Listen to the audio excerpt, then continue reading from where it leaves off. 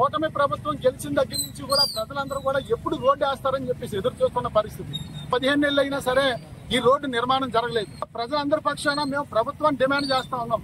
మరి రామవరం నుంచి రాజపాలెం వరకు 15 కిలోమీటర్లు ఇదే రకంగా అడుక్కుపోయి గజానికి ఒక కింద ఉంది. జగ్గంపేట, పెద్దాపురం, పిఠాపురం, ప్రతిపాడు 4 నియోజకవర్గాలకి కనెక్టివిటీ ఉన్నటువంటి ఈ రహదారి వేలాది వాహనాలు వెళ్తా ఉంటాయి. మరి రోడ్లు బాగోపోవడం వల్ల చాలా ప్రమాదాలు జరిగి ప్రాణాలు కోల్పోతున్న పరిస్థితి కూడా చూస్తా ఉన్నాం. ప్రభుత్వాన్ని మేము డిమాండ్ చేస్తా ఉన్నాం, మీరు రోడ్డు వేసి ప్రజల ప్రాణాలు కాపాడండి.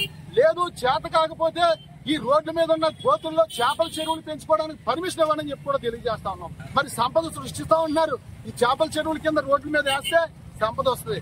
దయచేసి ఇకనైనా సరే సిగ్గు తెచ్చుకుని ప్రభుత్వం ఈ 15 కిలోమీటర్ల రోడ్ని వేయాలని చెప్పేసి జగ్గంపేట నియోజకవర్గ ప్రజలందరి పక్షాన కూడా ప్రభుత్వాన్ని డిమాండ్ చేస్తా ఉన్నాం.